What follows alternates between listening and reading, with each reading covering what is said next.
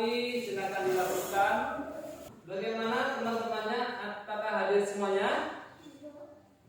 Siapa yang tidak hadir? Eko kenapa?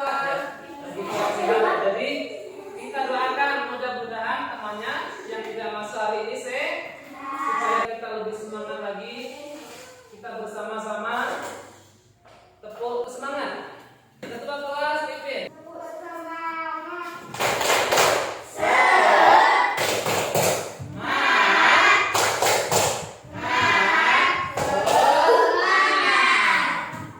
Bagaimana keadaan pada hari kiamat seperti pada video berikut ini.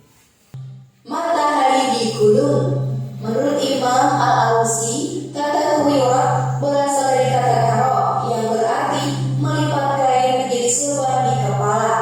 Pada bangsa Arab, memakai surban adalah tradisi yang telah berlangsung lama.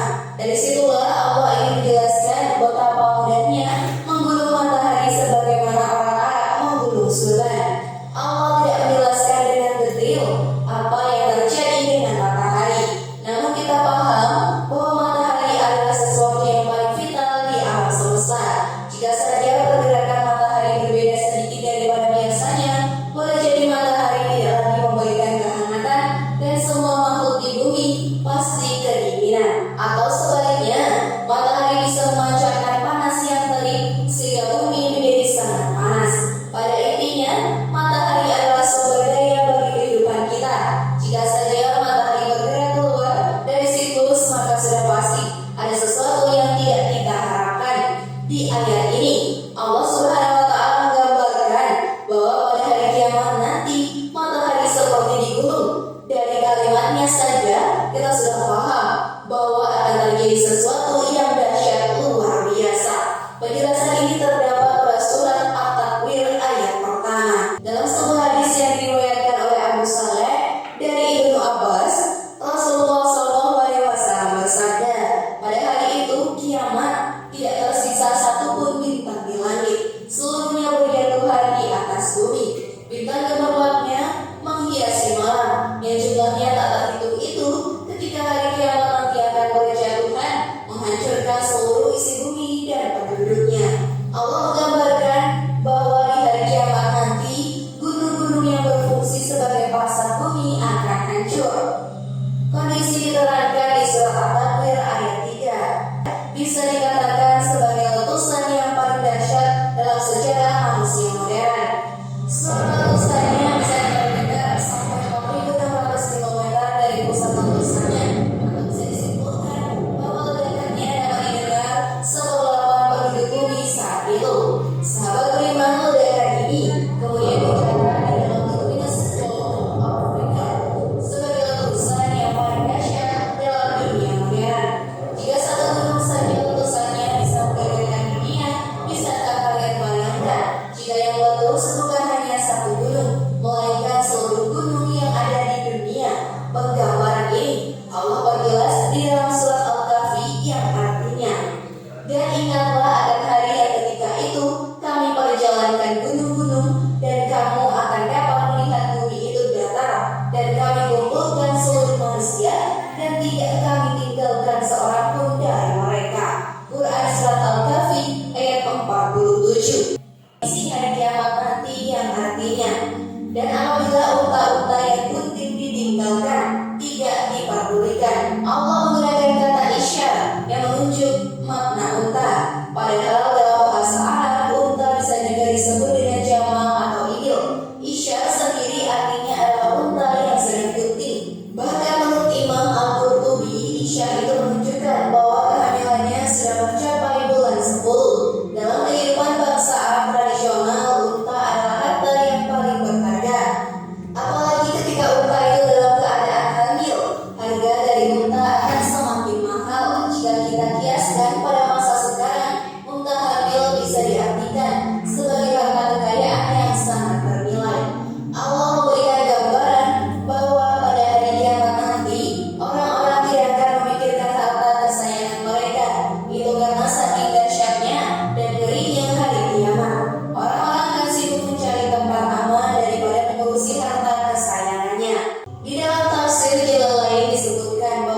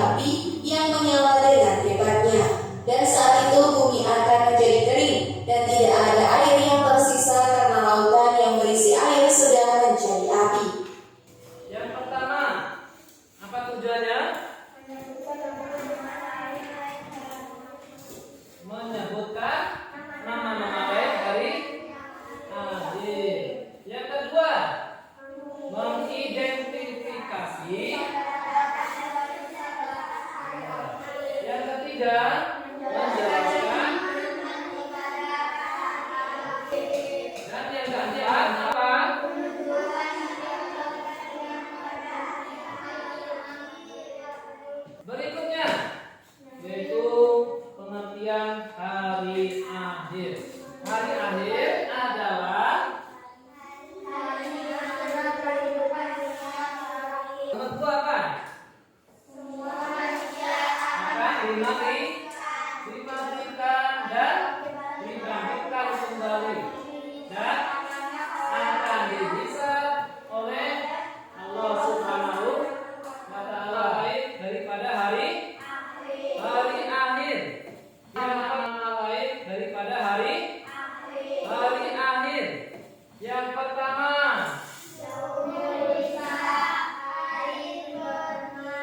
hari perhitungan. Yang kedua, yaumul jaza. Apa itu yaumul jaza? Yang ketiga, yaumul ba'as. Apa itu yaumul ba'as?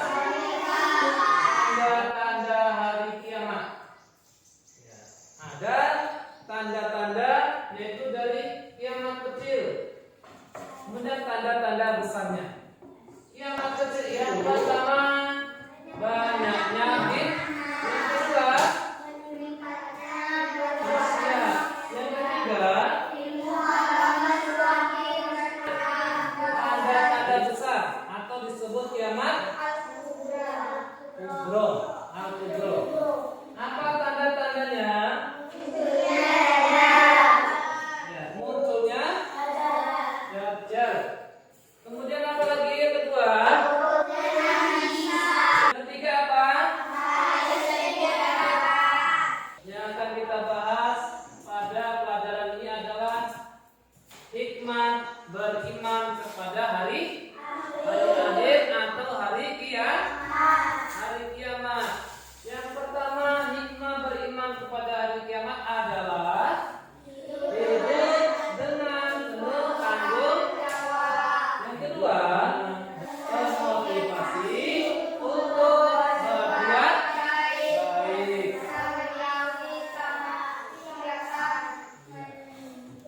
Termotivasi untuk berbuat baik dan menjauhi kemaksiatan. Apa? Mari bersama-sama kita tepuk semangat, dipimpin oleh ketua kelas.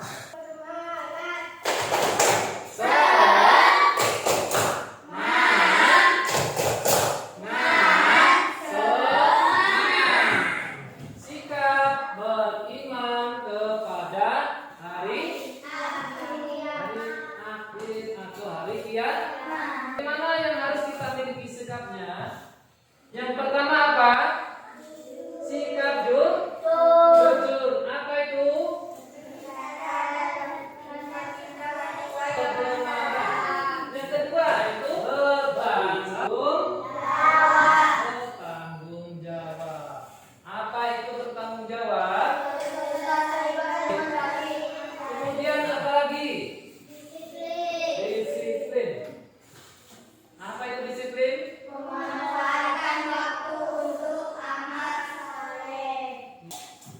Kita akan masuki yaitu aktivitas kelompok. Ya. Kelompoknya yang pertama, ya. Dari kelompok siapa ini? Kelompok Akmal. Kelompok kelompok 1. Kelompok 2 siapa? Ya. Afifah. Kelompok 2. Kelompok 3.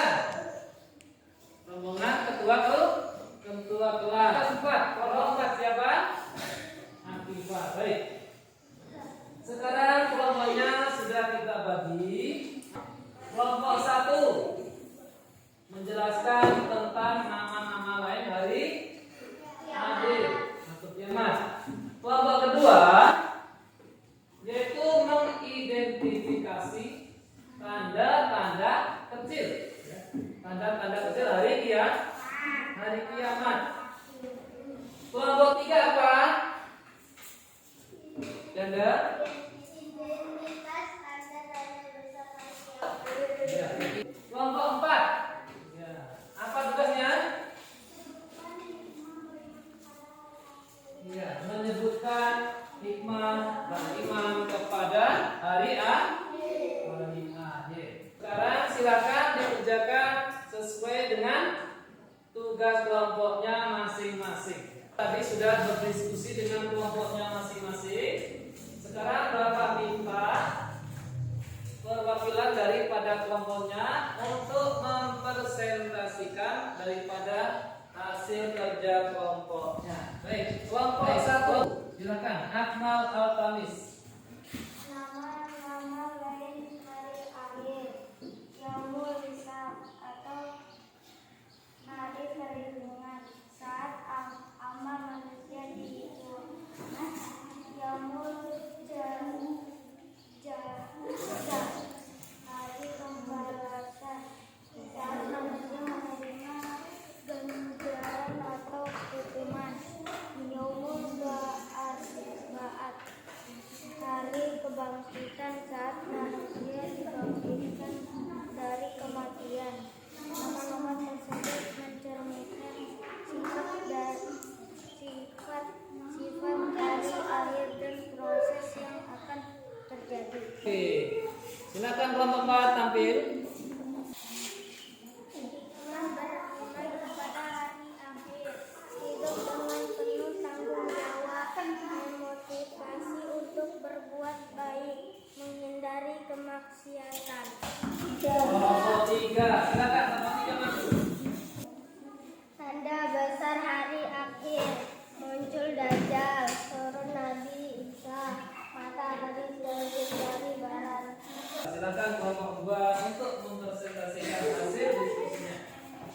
Tanda besar hari akhir, banyaknya kebohongan, hilangnya rasa malu, meningkatkannya perubahan maksiat, maraknya fitnah, ilmu agama berkurang. Tanda-tanda ini menjadi peringatan bahwa manusia harus selalu mendekatkan diri kepada Allah.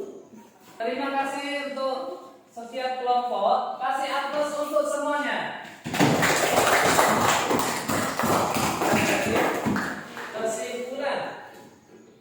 Kesimpulan yang pertama, beriman kepada hari akhir adalah bagian dari apa? Rukun iman. Beriman kepada hari akhir masuk rukun iman yang ke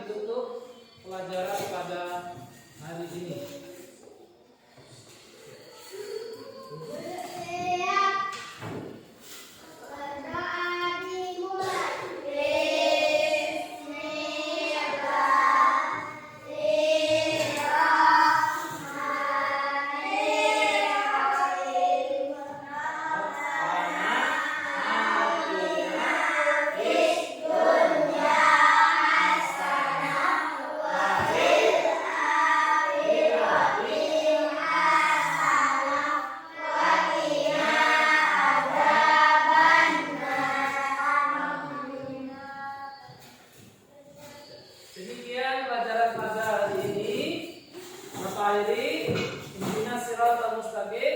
Masalah